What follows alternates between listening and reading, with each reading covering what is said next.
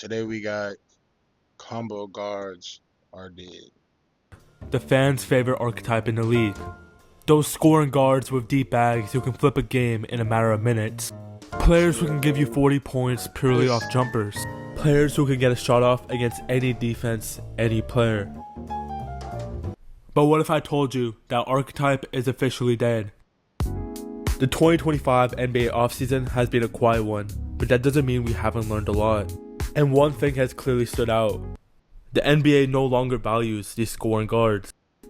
Jordan Poole at age 24 averaged 22 points on good efficiency, and he was traded for little to no value. Anthony Simons is 25 years old, coming off another efficient scoring season, and the Portland Trailblazers could not find a trade partner for him until salary dumping him to Boston. Colin Sexton has been producing for the Jazz for a couple years now, and is coming off a pretty healthy season. Yet the Jazz had to attach a second-round pick to trade him for Yusuf Nurkic, and there was clearly no trade value in the league for him. Jalen Green just signed for $100 million and is 22 years old and averaging 21 points per game. Yet it was reported all offseason that he had negative value around the league. And the only reason why he got traded was because Kevin Durant leveraged his trade destination. Malik Monk is one of the most reliable combo guards in the NBA. He's a good playmaker, he's a good scorer, he can shoot a bit. Yet the Sacramento Kings are actively trying to trade him, and even a team like the Golden State Warriors, who don't have a lot of guards, said no to him. Norman Powell just had the best season of his career and was a big contributor for the Clippers. Yet they were not willing to pay him over $20 million and they quickly traded him to Miami. And this entire list goes on and on. Cam Thomas, for example, still hasn't got paid by the Brooklyn Nets despite being a 25 point per game scorer at 23 years old. So the number one thing that we can learn from this offseason is that the NBA does not want to pay these scoring guards. In the past, these type of players were some of the most coveted archetypes, and teams across the league would scramble to get a potential 20 point per game score. Yet more. What? That is crazy. But back in the day, you telling me back in the day was taking a is Jeremy Lamb a crazy team? Jeremy Lamb was raw as hell in 2K14, but anyway, bro. They was taking the Jeremy Lin and the Lou Will 6 man of the year. Damn, but like they was taking all the guards, basically any cold guard that can playmaker, shoot the ball, and play a little bit of defense for you was for sure gonna be in the NBA for the rest of your life. That's what it looked like back in the day. These days, I low key see why they not really tripping on the guard because you got people like Jokic. I was gonna say Cooper Flag, but he gotta merge into that. But you got people like Jokic, AD, Bron, Jimmy Butler, KD, Giannis, who else? Who old dude? I Bam Adebayo. You got bigs that can not only playmaker but can shoot the ball and play some good defense. You know what I'm saying? But playmaker, it's not just dribbling, it's spreading the floor. You can get that, you know what I'm saying, great passes, great plays you may drop and stuff like that. So it's like I see why, because it's like why prioritize this one guard who's like 6'2", a buck 50. You know what I'm saying? That can playmaker and shoot when you got a big who's 6'10" to 7 foot, 250, 270 pure muscle coming through that lane every time, and then can also kick the ball out. So it's like I see why. Don't get me wrong, but it's like I don't think they should be undervalued because if you're smart, you would go get a guard and a big that can do that and go win hella championships. I mean, that's what I did on 2K. You know what I'm saying? MP, full-time Finals MVP on the way to 5. I'm finna be the first NBA player to 5-peat on 2K. No bull. More often, we continue to see failures when you get these type of players. And all of this goes beyond younger players too. You can see it with players like Bradley Beal and what they're dealing with right now. Players like Zach LaVine and how winning hasn't carried with him either. This archetype of player is fun to root for. They put up stats. And almost every single time when you watch them, you're just like, if they slightly improve their playmaking, if they slightly improve their defense, they're going to be an all-star. They're going to be a superstar. But as time has gone on in the NBA and analytics have become more prevalent, there's more indicators that this archetype of player just isn't conducive to winning.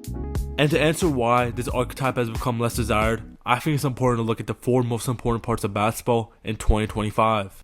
First of all, the most important thing in basketball, and will always be king, is getting deep in the paint and getting to the rim. Yeah. No matter how good 3-point shooting becomes over time, getting to the rim and getting a shot within 3 feet will always be the most efficient shot in basketball. Not only is Yeah. getting paint shots and getting shots near the rim very efficient offense for the team, it opens up the entire game offensively. It gives you different ways to score, it gives you different ways to pressure the defense. Now, the issue with these combo guards is they're usually tweeners. When I say tweeners, I mean they're in between positions, kind of like a 6'10 power forward. They're not really a true center, but they're really too big for a power forward and not quick enough. These combo guards don't have the size and strength of a shooting guard, but also don't have the playmaking feel of a point guard. Let's use Jordan Poole for example. He obviously can get to the rim to an extent, but since he's not a natural point guard, he's not a natural Oh court my. processor, he's not very smart in terms of ways to get there. And his lack of overall size and athleticism is going to make it hard for him to finish over there consistently and be extremely efficient at the rim. Damn. So while yes, these combo guards obviously do get to the rim, they're quite one-dimensional in terms of what they do when they Oh get my there. god. If they do eventually force the defense into rotation because they get deep in the paint, they're usually not making the right read. Now once you compare that to a more natural point guard, someone like Darius Garland, they're going to make the right read when they're at the rim because they're a natural point guard, they're a natural court processor. These guys, however's primary objection is find ways to score and find ways to put points up. But the issue is, this type of style and this type of approach only works for 2 or 3 guys in the league every era. Right now, I think the best example is Shai Gilgeous-Alexander. He's a score-first player, but he's 1-for-1 and probably a generational scorer. But for the most part, these combo guards' primary objection is to find ways to help the offense, but since they're so one-dimensional, if they're not scoring at an extremely high clip, there's not much to adding. And this archetype did work in the past, and this archetype did have more value in the past. And I think the main reason why the Chill. score-first approach is hurting players Jamal Crawford was that dude, man. I'm so serious. NBA Blacktop people wasn't messing with me. I'm picking, bro. Back then it was Jamal Crawford. Jamal Crawford. I'm taking out. You know what's so crazy? Jamal Crawford. Yes. Lou Williams. Uh, but a crazy sleeper. I was using Blake Griffin. We talking about Blacktop. Taking Blake Griffin to the Blacktop full. Man, I'm talking about just running, holding. I ain't can't see. I ain't know what I don't think they had the context dunks in like the old 2Ks. It was just run, hold square, and then he gonna get that hoe. So that's how I was getting them. I was like, bro, just run and click square, and I dunked them hoes every time with Blake Griffin. No rep, boy. What? more is because the NBA is too good now. Dang. Back then, role players weren't talented enough, so having these players who were able to take a lot of shots, players who were able to find ways to get shots up, were more valuable. But now that NBA shooters are so good, NBA role players are so good, getting a wide open shot for your team is as good as getting a good shot for yourself. And since NBA teams are scoring so much now, nearly 115 points a game, you have to be extremely efficient with the ball for your offensive impact to actually matter. The best shots in basketball are shots at the rim and wide open catch and shoot threes. And since this archetype is usually playing a lot of one-on-one, playing for the pick and roll, trying to find offense for themselves, they're not usually getting that. Now, this does not mean that these type of players do not have any type of impact. That would be factually incorrect. Every team needs multiple ball handlers, every team needs multiple scorers, and needs multiple players who are comfortable with the ball in their hands and scoring on one-on-one situations. That's always going to be important in fundamentals of basketball. But if we've learned anything from this year's playoffs and this year's finals, is that it's not the most important thing. The Thunder only had 2 ball handlers, Shai Gilgeous-Alexander and Jalen Williams. Like I said earlier, Shai is a generational scorer. I'm not. Hey, I'm like the last person you want to talk to about hoops. I did not know Jalen Williams can dribble. I thought that dude was a defensive guy. The number 8 dude on the Thunders, he can dribble. I thought he was the defensive guy. That's what I've been seeing everywhere on social media was him playing defense. I did not know he was a ball handler. And then on top of that, bro, this finals was terrible, super terrible. My predictions was Timberwolves and Knicks. It would have been so hard having Cat and Randall play their old teams in the finals. You know what I'm saying? Number one. Number two, I hate that the Thunders won because they won that hoe by Shea being a foul merchant and going to that free throw line every time. It's so wicked. Then plus on top of that, I've never seen this many OKC fans a day in my life. Fool. I ain't seen this many OKC fans since KD, Harden, and Westbrook was in that hoe. All of a sudden, y'all beat the Pacers in the finals, and everybody the OKC fan, everybody reposting this trophy and shit, blowing me, fool. Y'all ain't never watched basketball a day in your life. scorer, the best scorer in the world, and a complete outlier. I might hear people say that Jalen Williams plays like a combo guard, but the thing is he's 6'6" with a 7'2" wingspan and is built, so he can overcompensate stuff at the rim and as a finisher that those guards can't.